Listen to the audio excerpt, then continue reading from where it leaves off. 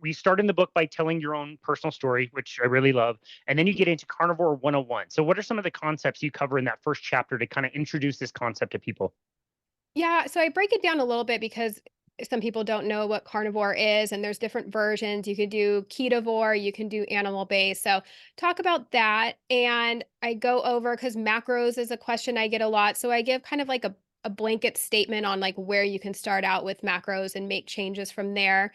And just some, I guess, frequently asked questions. So, I talk about poop in a cookbook. Like, how gross is that? But, that's people's concern.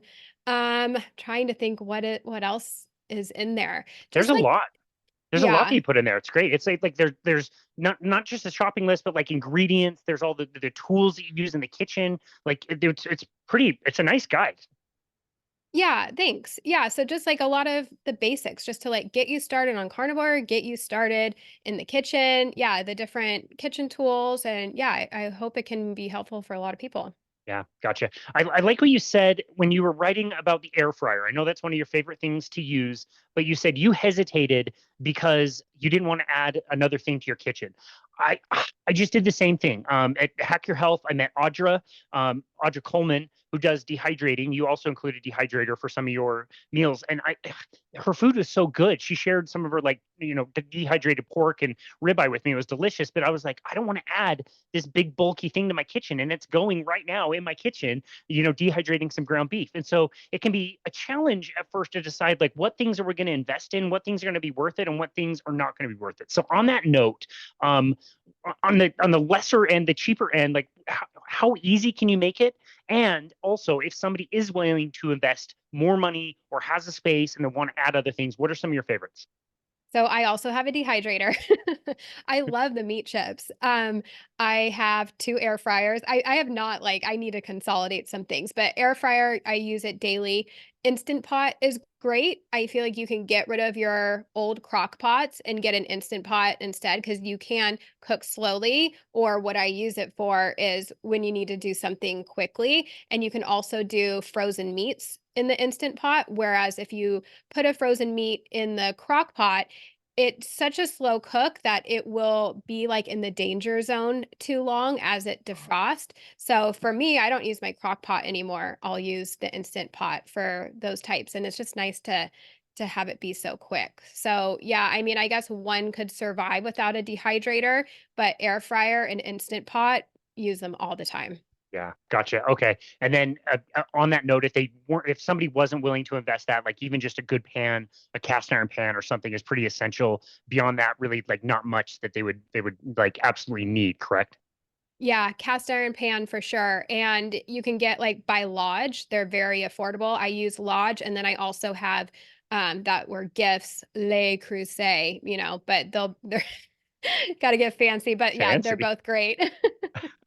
Are there any other tools that you use that didn't end up making it into the book? Like, do you use like a sous vide or a special grill or a smoker or anything like that? I've actually never used a sous vide. Oh wow. I'd be interested in trying that. I do use a smoker. We do have a grill. But yeah, I think I included a smoker and it was optional for maybe the brisket.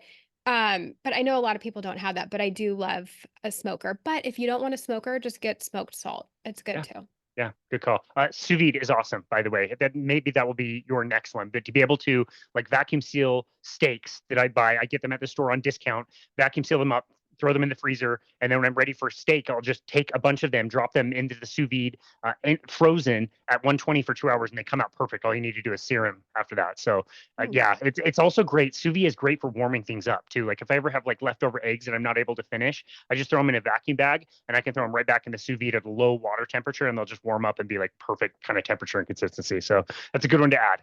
Um, Yeah, I chapter might need two, to get a gift for myself. there you go. There you go. Chapter 2 of your book is one of my favorites, writing about kids. This is not something I've seen very much of. So why did you decide to take this on? Yeah, I get comments all the time that I'm gonna give my kids an eating disorder and I'm screwing them up and, maybe I am. I don't know. I'm hoping for the best. But yeah, I just wanted to share my approach on what we do and why they're not strict carnivore and how we try and teach them, proper nutrition and macros, and we do give them a little bit of freedom when we're out to make their own decisions because I don't want to say no to all these things and then have them go to a friend's house and binge on all the things. So we give them a little leeway here and there to feel like they, have that power to make their own decisions, even if it's stuff I don't want them to eat. But yeah, we keep everything in the house, like things I can say yes to and things I want them to eat. I have to be mindful about how much fruit they have because I can see them being little sugar addicts. So that's where we teach them about macros. Essentially, it's like, okay, you want a piece of fruit? Well, what protein are you going to have with it? And we just try and keep it simple and, hope that I'm not screwing them up. It's just the best way to approach it from all the carnivore parents that I've talked to out there. It's just like don't bring the crap in the house. At the end of the day, you're the parent. You can decide how strict or how lenient you want them to be. But if you have mostly or only great options, it gives the kids so much you know, it gives them what am I trying to say? Like it gives them confidence to pick whatever they want, and they feel like empowered is the word I'm looking for. Like they feel really empowered to choose whatever they like, what sounds good in that moment. If you don't have a bunch of crap on hand, that seems the best way to approach it.